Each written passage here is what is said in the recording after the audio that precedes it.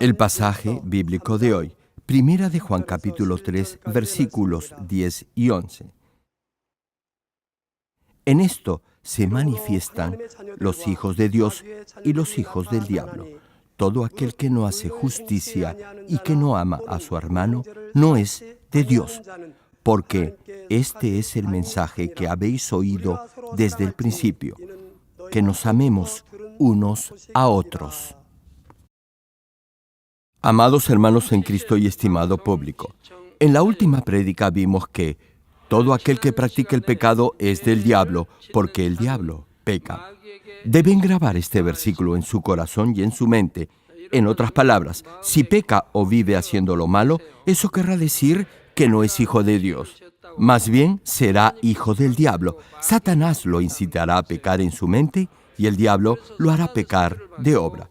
Sin embargo, Dios le ha dado el Espíritu Santo, el ayudador, quien le enseñará, lo protegerá y le dará la fuerza necesaria para que venza toda tentación. Así que, si permanece en el Señor, no cederá ante la tentación de Satanás y no pecará de obra. Ahora bien, si peca, no diga que es cristiano. Dios no responderá sus oraciones. Si es uno con Dios, entonces Dios le concederá sus peticiones. No obstante, si obedece al diablo, no espere que Dios lo bendiga. Aun si dice que cree en el Señor, eso no significará que es uno con Dios. Deberá meditar en la palabra de Dios y deberá discernirla. También hemos dicho que todo el que es nacido de Dios tiene la simiente o la semilla de vida en él y por eso no puede pecar. Repito, si la semilla de vida está en usted, no podrá pecar. El pasaje bíblico de hoy se enmarca en este mismo contexto. Primera de Juan capítulo 3, versículo 10 enuncia: en esto se manifiestan los hijos de Dios y los hijos del diablo.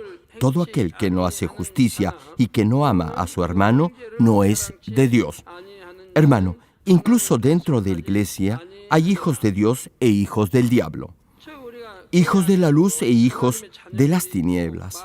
No se equivoque, no todos los que vienen a la iglesia son hijos de Dios. Podrán llamar a Dios Padre, pero eso no bastará. Dios lo deberá reconocer como hijo legítimo. Si Dios no lo ve como verdadero hijo, aunque lo llame 1000 veces Padre, de nada le servirá. Sí, hermanos, podremos saber quién es hijo del diablo. Los hijos del diablo son los que no quieren hacer lo bueno ni se aman unos a otros. Repito esta última parte, ni se aman unos a otros. Dios le dice que debe amar aún a sus enemigos y a su prójimo como a sí mismo. Pero si no ama a su hermano es porque todavía es del diablo. Ese sentimiento de odio no puede venir de Dios. Pregunto, ¿quién es su padre? Respóndame honestamente. Repito la pregunta, ¿quién es su padre? Si no puede decirlo en voz alta, es que no está seguro. Si en verdad estuviera seguro que Dios es su padre, lo diría fuerte y alto.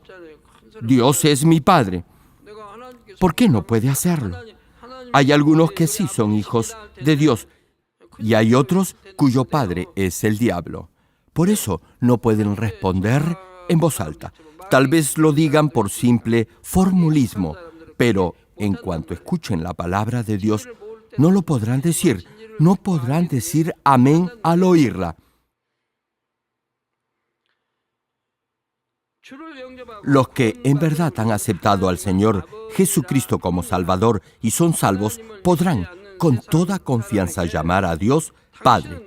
Si usted le dijera a alguien que es hijo del diablo, de seguro que se sentiría ofendido. Sería un insulto. Podría no solo enojarse, sino incluso reaccionar en forma violenta.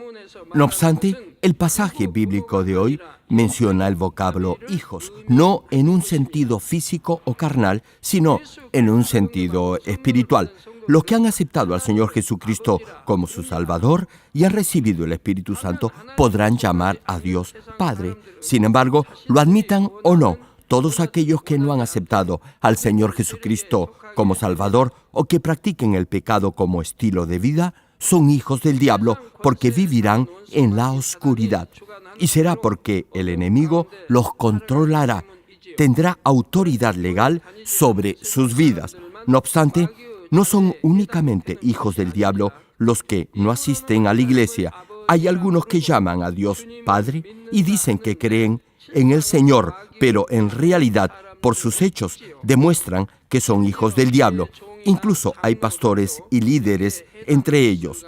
En el Evangelio de Juan podemos leer que los judíos no reconocieron al Hijo de Dios, al Señor Jesucristo, como el Mesías revelado y esperado.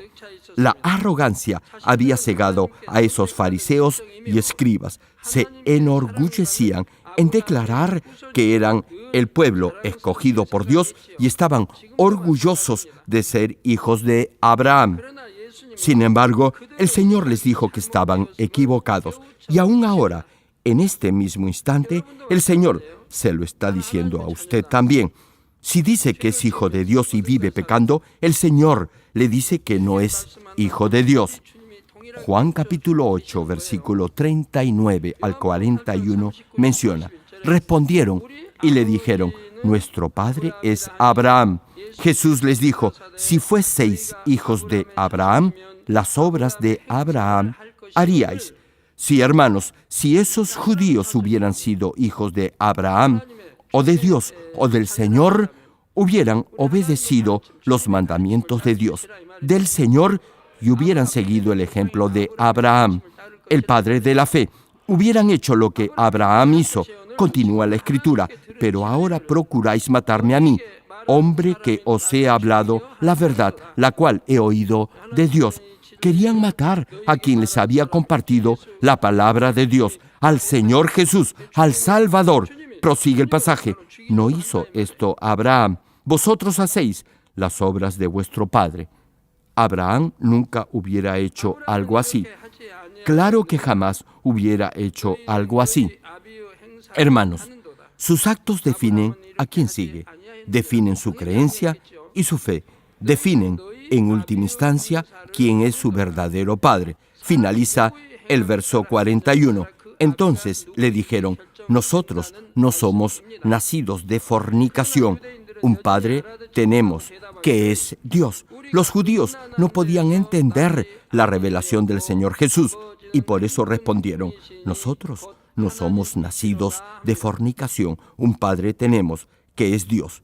Por ello, el Señor tuvo nuevamente que señalarles lo siguiente en la primera parte de Juan, capítulo 8, versículo 44.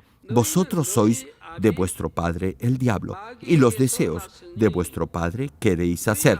El Señor les estaba diciendo que su padre era el diablo. Repito el versículo: vosotros sois de vuestro padre el diablo, y los deseos de vuestro padre queréis hacer. Escuche la parte final del pasaje: y los deseos de vuestro padre queréis hacer. De acuerdo a sus antecedentes étnicos, el padre de los judíos era Abraham. Sin embargo, los verdaderos hijos de Abraham no son los de sangre, sino los espirituales. En este sentido, todos los que siguen la misma fe de Abraham y viven en obediencia a la palabra de Dios son hijos de Abraham. No obstante, incluso si biológicamente los judíos eran descendientes de Abraham, en el fondo eran espiritualmente hijos del diablo porque hacían lo que el diablo quería hacer. A pesar que llamaban a Dios Padre, Dios no oía ese clamor. El libro de los Salmos es muy claro a este respecto.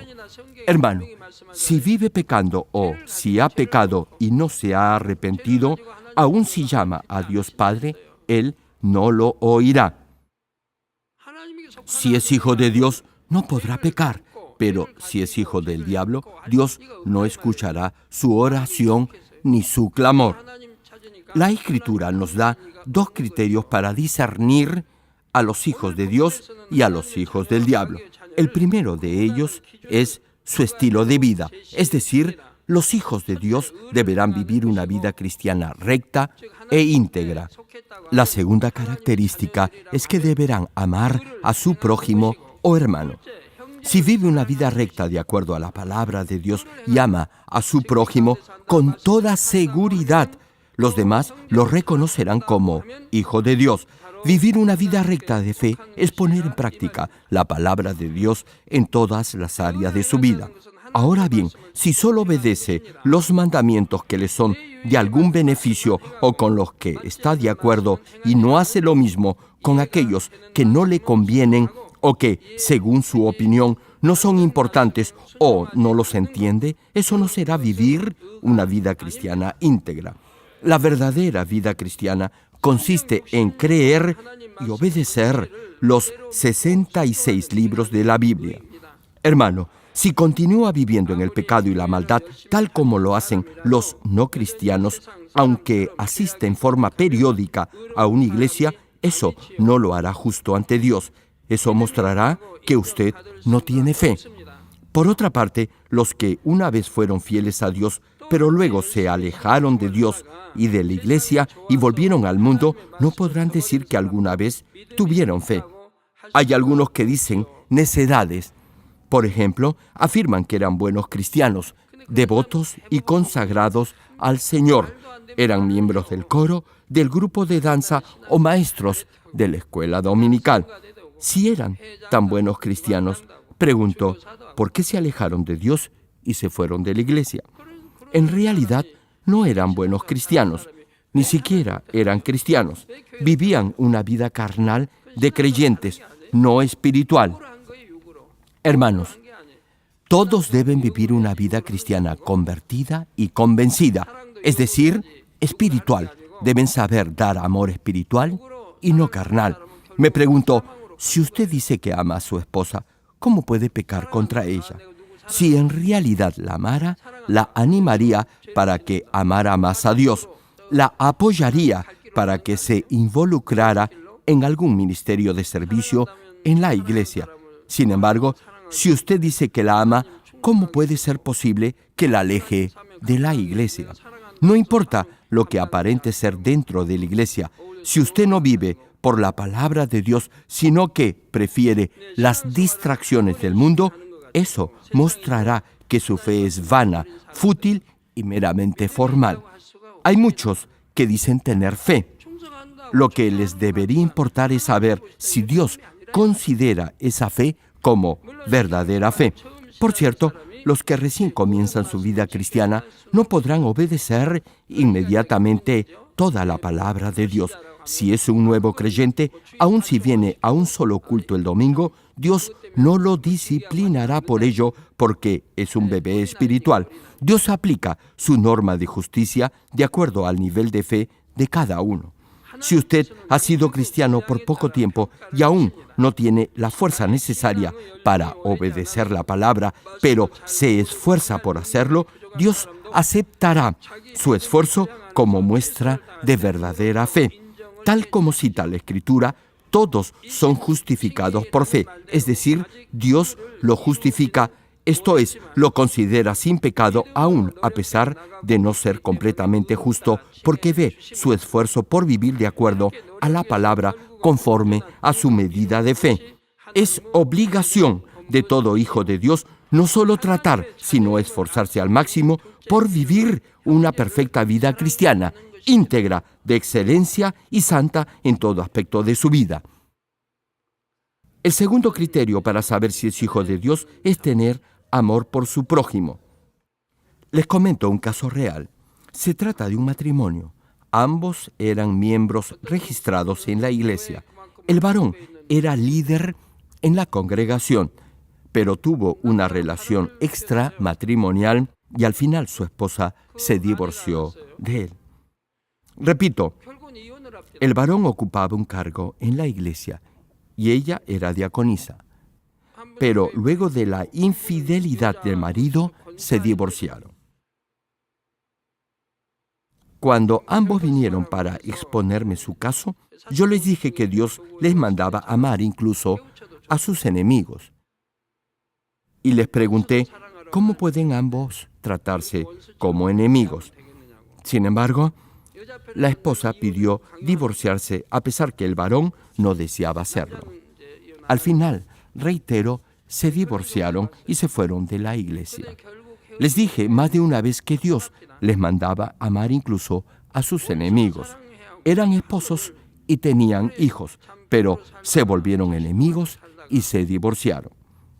Pregunto, ¿dónde estaba la fe de ambos?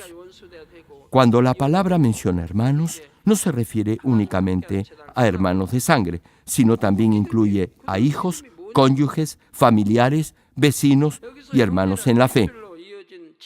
Mateo capítulo 22, versículos 37 al 39 menciona al respecto. Jesús le dijo, amarás al Señor tu Dios con todo tu corazón y con toda tu alma y con toda tu mente. Este es el primero y grande mandamiento. Hermano, en los 4 evangelios se menciona que deberá amar a Dios no solo con todo su corazón, con toda su alma y con toda su mente, sino también con todo su entendimiento, con todo su ser, con todo su cuerpo, etc. Finaliza el verso y el segundo es semejante. Amarás a tu prójimo como a ti mismo. Escúchelo bien. Amarás a tu prójimo como a ti mismo. Pregunto, ¿quién no se ama a sí mismo? Usted, hermano, hermana, se cuida, come bien, duerme bien, se viste bien, de la cabeza a los pies. Las damas se maquillan y se arreglan bien, se perfuman. La verdad es que usted se cuida bastante bien. De la misma manera, Dios le dice que debe amar a su prójimo como a sí mismo. El Señor dijo que el más grande mandamiento en el que se resume toda la ley es amar a Dios y amar a su prójimo como a sí mismo. Tal como lo dijo el Señor, usted deberá amar a su hermano y deberá hacerlo como a sí mismo. Le pregunto, ¿cómo se ama usted?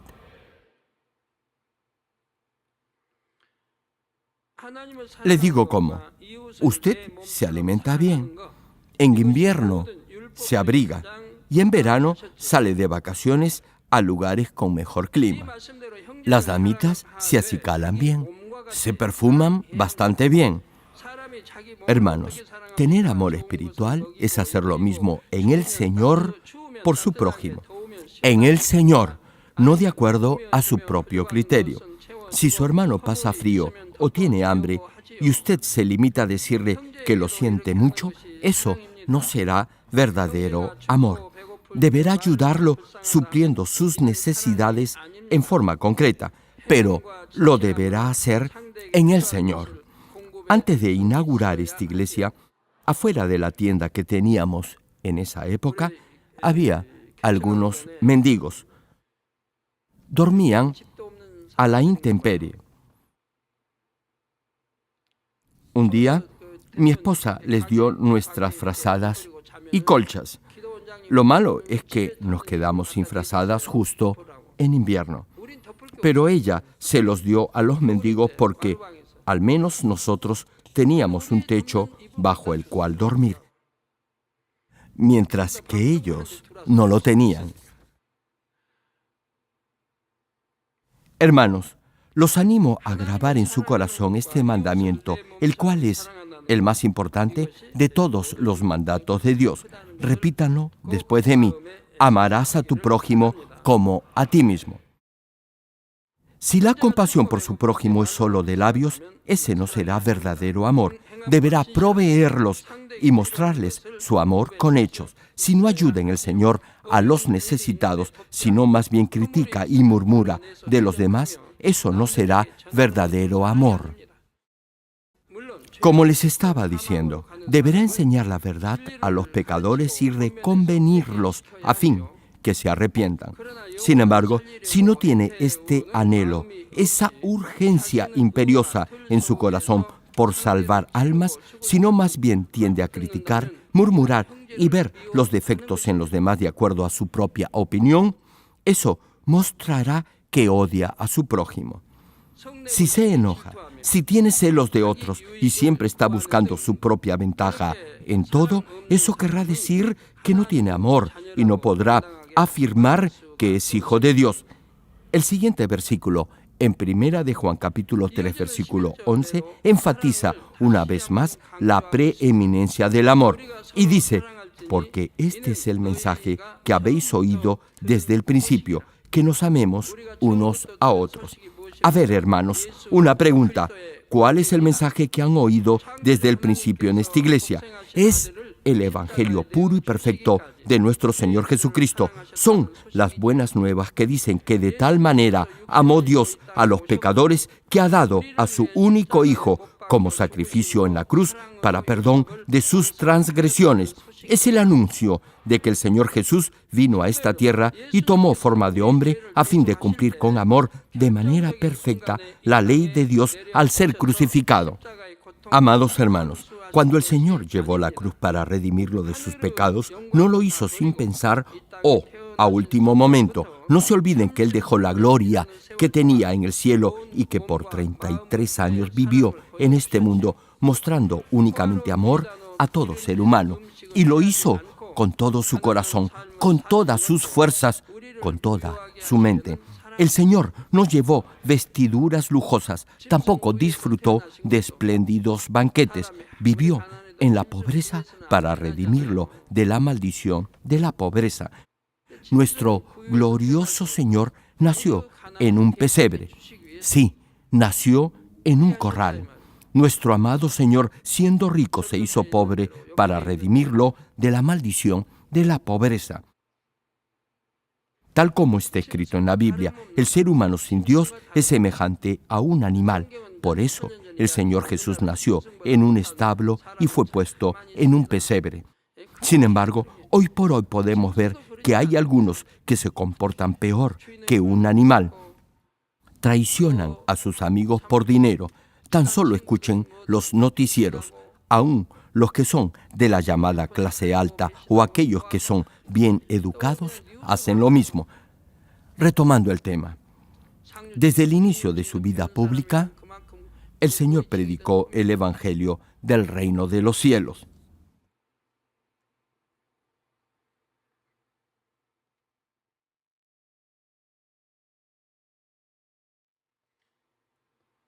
El Señor sanó a los enfermos, liberó a los endemoniados y amó a los desvalidos, desclasados y marginados. Fue azotado y derramó toda su sangre con esta clase de amor inefable para redimirlo de todo pecado, dolencia y dolor. Todo lo que hizo nuestro Señor fue por amor y con amor. Todo lo hizo porque nos amó a usted y a mí.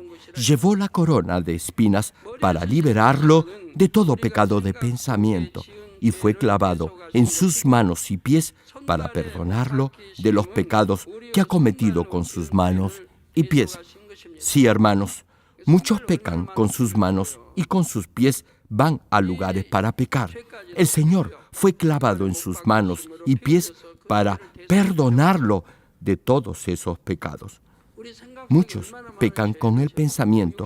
Pensamientos carnales y de lujuria vienen de la mente. El Señor llevó la corona de espinas para liberarlo de esos pecados. Hermano, ¿alguna vez se ha puesto a pensar todos los pecados que no hubiera cometido si no hubiera tenido pies?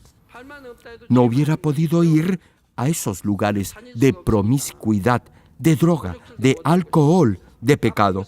Si no tuviera manos, no hubiera pecado golpeando a su prójimo. Hermano, el Señor fue clavado en esa cruz para perdonar a toda la humanidad de la maldición del pecado, es decir, de la paga del pecado que es la muerte eterna en el infierno.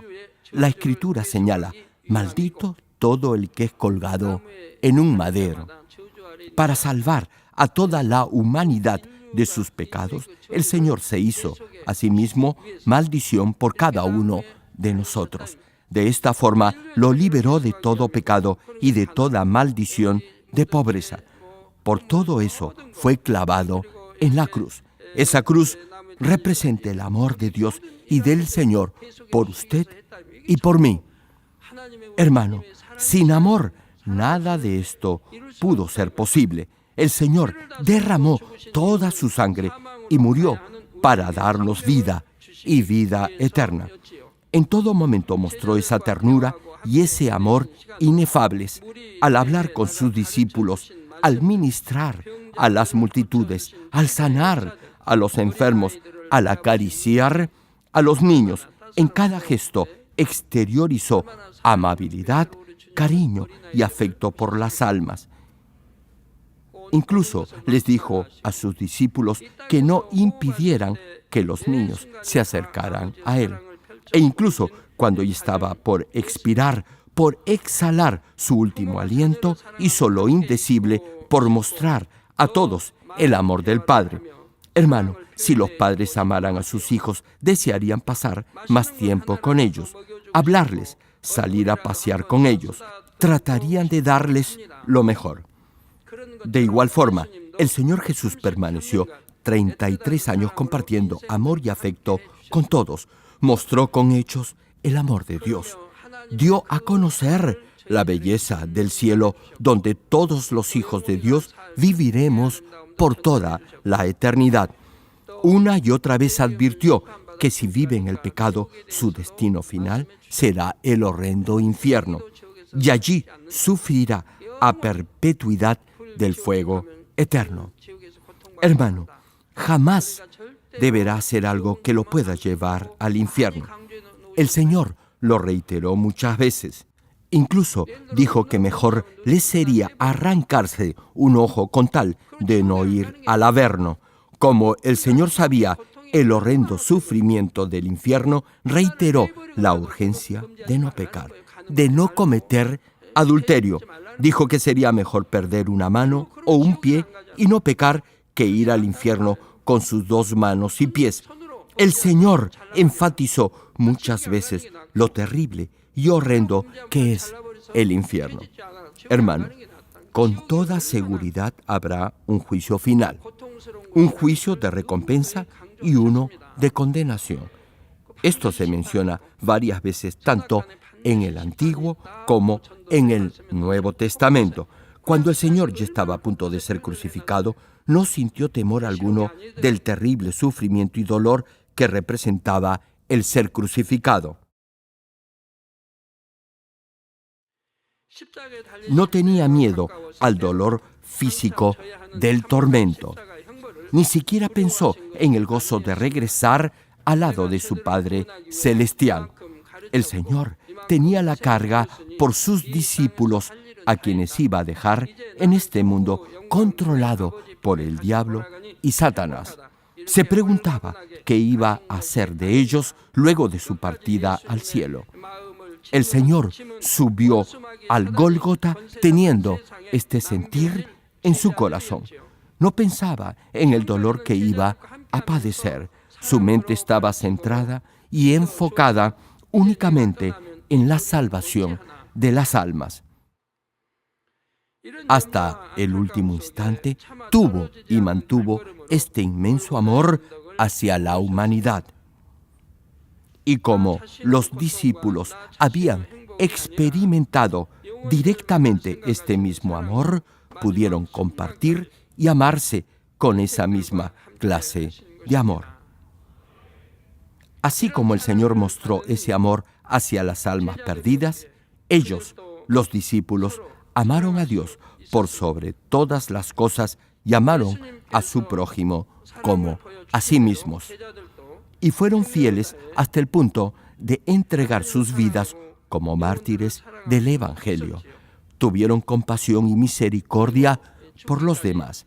Se sacrificaron y consagraron por servir a las almas. Hermanos, una vez que oye este Evangelio del Señor Jesucristo, deberá amar a sus hermanos en la fe con esta clase de amor espiritual. En primer lugar, deberá amar a Dios por sobre todo y por sobre todos. Amar a Dios es no pecar, es vivir por la palabra de Dios, obedecer sus mandamientos. Estas son evidencias tangibles que muestran que ama a Dios. De esta manera podrá evidenciar que es hijo de Dios y no hijo del diablo. Nunca se olvide que sus acciones hablan más fuerte que sus palabras. Amados hermanos y estimado público, hay algunos que fingen tener fe y así procuran engañar a otros. Tienen un corazón lleno de maldad, pretenden estar llenos del Espíritu, incluso alaban a Dios y oran con quebranto. Incluso se engañan a sí mismos creyendo que tienen fe. Ese es el peor de todos los fraudes, engañarse a uno mismo. No obstante, el mundo espiritual es exacto y preciso. Hermanos, Dios es espíritu y jamás podrá engañarlo. Tampoco podrá engañar al diablo. Si en verdad es hijo de Dios y vive en obediencia a su palabra y ama a sus hermanos, Dios estará con usted, y Satanás y el diablo lo conocerán y le tendrán temor. Por el contrario, no importa si dice que cree en el Señor, si no tiene fe espiritual, es decir, si no vive una verdadera vida de fe, Satanás no le temerá. El maligno conoce el corazón y la mente del hombre carnal, pero no del espiritual. Satanás conoce el corazón, las debilidades y las tendencias o pasiones ocultas del ser humano carnal. Tiene control legal sobre el pecado y lo carnal. Hermano, por si no lo sabe, para Satanás es fácil controlar los pensamientos del hombre carnal. De esa manera lo tienta y lo incita a pecar de obra. Sin embargo, el maligno no podrá influir en la mente ni en el corazón del hombre espiritual. No podrá sembrar pensamientos malvados en su mente, ni podrá engañar a los que han llegado a cierto nivel espiritual. ¿Recuerdan que cuando el apóstol Pablo oraba en el nombre del Señor Jesucristo, los demonios temblaban y los espíritus malos salían de las personas poseídas? Tal era la unción de Pablo que la gente se llevaba sus pañuelos, paños y delantales y los ponían sobre los enfermos y, dice la Escritura, que los enfermos sanaban y los espíritus malos salían de las personas. Todos esos milagros y aún mayores prodigios han presenciado todos ustedes en esta iglesia. Excepto los que han blasfemado contra el Espíritu Santo, todos los demás han recibido sanidad, liberación, prosperidad y paz de Dios. Les digo algo, los endemoniados no pueden entrar en esta iglesia. El Espíritu Santo los ahuyenta y si entran, inmediatamente los demonios salen de esas personas. Retomando el mensaje, al ver todos los milagros que Dios hacía por medio de Pablo, hubo algunos que, sin creer en el Señor, es decir, sin ser cristianos, quisieron imitar al apóstol, buscando su propio beneficio y queriendo vanagloriarse ellos mismos. Hechos capítulo 19, versículos 13 al 16, menciona sobre esto. Pero algunos de los judíos exorcistas ambulantes intentaron invocar el nombre del Señor Jesús sobre los que tenían espíritus malos, diciendo: «Os conjuro por Jesús, el que predica Pablo». Había 7 hijos de un tal Esceva, judío, jefe de los sacerdotes, que hacían esto. Pero, respondiendo el espíritu malo, dijo: «A Jesús conozco y sé quién es Pablo, pero vosotros, ¿quiénes sois?». Y el hombre en quien estaba el espíritu malo, saltando sobre ellos y dominándolos, pudo más que ellos, de tal manera que huyeron de aquella casa desnudos y heridos. Hermanos, los que habían experimentado el obrar de Dios al usar los pañuelos y otras prendas de Pablo, a pesar de no tener el mismo nivel de fe del apóstol, habían aceptado a Jesucristo como Señor y habían glorificado a Dios por los milagros recibidos. No obstante, los hijos de Esceva, que cita el pasaje antes leído, no tenían la mínima intención de ser discípulos del Señor. A través de engaños obtenían dinero y lucraban con la desgracia ajena y querían hacer lo que el apóstol Pablo hacía, es decir, sanar y echar fuera demonios en el nombre del Señor Jesucristo. Pero los demonios reconocieron el corazón perverso de esos falsos y desvergonzados curanderos y chamanes. Por eso no les tuvieron miedo y más bien los golpearon y, dice el pasaje, que tuvieron que huir desnudos y heridos. Es lo mismo hoy en día. Los verdaderos hijos de Dios tendrán la misma autoridad espiritual que tuvo Pablo. Sin embargo, a pesar que diga que cree en el Señor, no podrá tener esa autoridad si no muestra evidencias que prueben que tiene verdadera fe. Pastores y líderes, todos ustedes deberían conocer correctamente estos principios y leyes espirituales y saber cómo aplicarlos en su zona, distrito o célula. Si viven de acuerdo a estos principios, incluso si es joven, los demonios temblarán de pavor ante usted. La pregunta es, ¿los demonios tiemblan y huyen cuando usted ora? Hermano, aunque sea líder y aparente tener un buen nivel de fe, si los demonios no tiemblan ante su presencia, pregúntese por qué. ¿Por qué los demonios salen y el obrar de sanidad opera cuando otros oran? ¿Y por qué no sucede lo mismo cuando usted ora? ¿Acaso no será porque oculta algún pecado? Si es así, ningún demonio le temerá. ¿Sabe por qué? Porque los demonios pertenecen al diablo y Satanás tiene autoridad legal sobre la vida de los que pecan. Pregunto, ¿de qué lado está usted? ¿Del lado de Dios o del enemigo? Nuestro Señor dijo que Satanás no iba a echar fuera a Satanás. Si así fuera, el maligno no podría prevalecer. Así que, si las tinieblas no huyen ante su presencia, más le valdrá examinar su vida espiritual. No vaya a ser que usted se esté moviendo y viviendo en la oscuridad del pecado y no en la luz de la palabra de Dios. Eso precisamente sucedió al inicio de esta iglesia. Había un diácono que tenía un buen nivel de fe. En ese tiempo se practicaba bastante el exorcismo en este país. El hecho era que si este diácono estaba presente, esos falsos gurúes nada podían hacer. ¿Saben por qué? Porque si hay alguien que refleja la luz del Señor Jesús, toda obra de las tinieblas se disipará. Sin embargo, hay algunos que, a pesar de ocupar cargos de posición o liderazgo, no tienen autoridad sobre los demonios. Y eso es porque viven en la misma oscuridad y se revuelcan en la misma inmundicia de Satanás. Por eso los demonios no les temen, más bien se ríen cuando oran. Hermano, la ley espiritual es precisa y usted debe saber aplicarla. Así nadie lo podrá engañar. Debe saber por qué Dios no responde sus oraciones y debe, asimismo, saber cómo resolver ese problema. Un ejemplo, hay quienes ponen a la venta su casa a buen precio y nadie se las compra. Y deben venderla urgentemente porque precisan ese dinero para adquirir otra propiedad. Me pregunto, ¿por qué los hijos de Dios deben vivir en esa incertidumbre, zozobra y penuria? Hermanos, los hijos de Dios deben vivir una vida próspera. Dios debería contestar sus oraciones. Y en el caso de querer vender una propiedad, deberían poder hacerlo a buen precio. Pero la pregunta es, ¿por qué no lo pueden hacer? ¿Qué es lo que pasa? Les digo por qué. Es porque hay áreas oscuras en su vida y por eso sus oraciones no llegan al trono de Dios. En otras palabras, si no cultiva en su corazón principios espirituales de integridad y rectitud, y si no ama a su prójimo como a sí mismo, entonces no habrá evidencias que prueben que es hijo de Dios. Satanás lo acusará y provocará dificultades en su vida y Dios no lo podrá proteger. Dios no lo podrá bendecir ni podrá responder sus oraciones.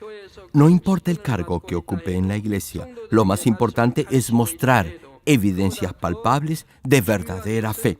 Tal como mencioné antes, en el tiempo del Señor Jesús, los judíos, a pesar de ser el pueblo escogido por Dios y de vivir por la ley de Moisés, pensaban que creían en Dios en forma correcta. No obstante, el Señor los reprendió diciendo que habían abandonado la justicia, la misericordia y la verdad, y eso los había alejado de Dios. Creían que obedecían la palabra de Dios y que eran el pueblo escogido de Dios. Sin embargo, no reconocieron al Hijo de Dios y el Señor no los reconoció como ovejas suyas porque no habían tenido misericordia, fidelidad, ni habían sido justos. La verdad es que habían distorsionado la palabra de Dios aplicándola de acuerdo a su propio criterio, juzgando y condenando a los demás. Eso era y es solo hipocresía y Dios aborrece eso. Termino el mensaje. Amados hermanos en Cristo y estimado público, les pregunto otra vez, ¿quién es su padre? Ahora sí los escucho. ¿Qué pasó? ¿Acaso al escuchar este mensaje ya se han arrepentido de sus pecados?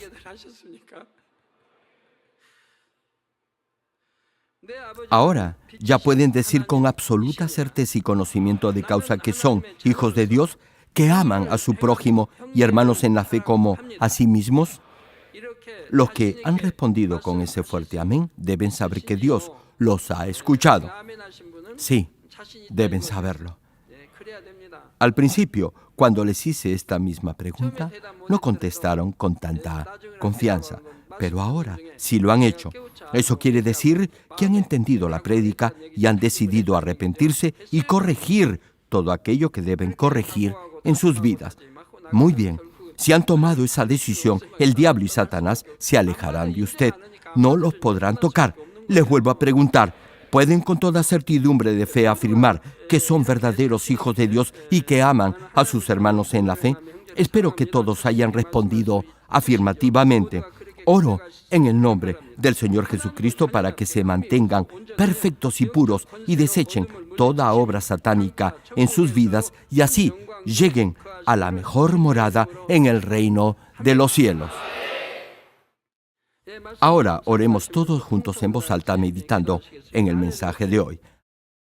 Aleluya. Gracias, Padre, por tu amor y tu misericordia. Bendice la palabra que hoy he compartido y que ella se haga fe y vida en tus hijos.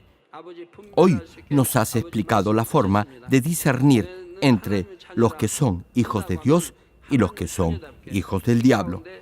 El que es hijo de Dios vivirá en obediencia a tu palabra. Te pido que guíes al arrepentimiento a los que aún viven en el pecado para que así lleguen a ser verdaderos hijos tuyos. Libra a tus hijos de todo mal y guárdalos del maligno. Padre, ayuda a tus hijos a vencer toda tentación y a vivir una vida recta de fe. Gracias, Padre. He orado en el nombre del Señor Jesucristo. Amén. Aleluya, Dios Todopoderoso de amor, pon tu mano sobre todos los hermanos de nuestras iglesias en el mundo entero que están recibiendo con fe esta oración que trasciende el tiempo y el espacio a través del satélite, la televisión, el internet o que le están escuchando por radio o por cintas de audio en todo el mundo. Pon fe en sus corazones para que puedan creer en ti y se despojen de todo pensamiento negativo y toda duda. Líbralos de toda prueba y aflicción. Quema con el fuego del Espíritu Santo, de la cabeza a los pies, toda parte enferma, incluyendo toda célula, tejido y nervio, todo órgano interno e intestinos. Que la luz de tu Espíritu venga sobre ellos. En el nombre de Jesucristo, ordeno al diablo y a Satanás, a todo tipo de enfermedad, germen y dolencia, ¡fuera! Quema con el fuego del Espíritu Santo toda enfermedad incurable y toda dolencia crónica. Que toda enfermedad contagiosa, resfriado y fiebre desaparezca. Protégelos de cualquier tipo de microbio, virus y bacteria. Sánalos de todo tipo de cáncer, incluyendo cáncer al estómago, al pulmón, al hígado, cáncer de mama, cáncer al útero, al intestino y toda otra enfermedad como el SIDA, leucemia, apoplejía cerebral, presión arterial alta y baja, enfermedades cardiovasculares y pulmonares, diabetes, enfermedades propias de la mujer, enfermedad a la tiroides y toda clase de inflamación. Quema con el fuego del Espíritu Santo toda polio, derrame cerebral, artritis y hernia. Que todo tipo de dolor de espalda, de cabeza y toda clase de neuralgia desaparezca. Libéralos de toda epilepsia, autismo, depresión, neurosis y enfermedades mentales y de toda clase de parálisis. Que los cojos y tullidos se levanten y caminen. Restaura la vista y el oído. Que los ciegos abran sus ojos, los sordos vuelvan a oír y que los mudos empiecen a hablar. Libéralos de todo tipo de accidente. Restaura los huesos rotos. Sana toda quemadura. Libéralos de toda adicción a las drogas. Regenera los nervios, tejidos y células muertas. Revive a los muertos. Bendice a los que no pueden tener hijos. En el nombre del Señor Jesucristo, ordeno al diablo y a Satanás, al príncipe de la potestad del aire y a toda fuerza del mal, fuera. Todo espíritu maligno, inmundo, de engaño, espíritu de mentira, espíritu de división, de tentación y todo otro espíritu de iniquidad, fuera. Ato a toda fuerza de la oscuridad y de maldad, y que la luz de tu espíritu descienda sobre ellos. Padre, fortalécelos para clamar en oración y dales poder para desechar todo pecado y llegar a la santidad. Que tengan salud, que sus almas prosperen y que sus familias sean evangelizadas y vengan al Señor. Protégelos de todo tipo de accidente y bendícelos para que tengan una vida de éxito y prosperen todo. Guarda y protege a todos tus hijos y sus hogares, centros de trabajo y negocios con el muro de fuego del Espíritu Santo. Da a los estudiantes sabiduría y perseverancia y pon en sus corazones el anhelo de estudiar y progresar. Guarda sus corazones y pensamientos de todo lo mundano y siembra en ellos un ferviente amor por el Señor.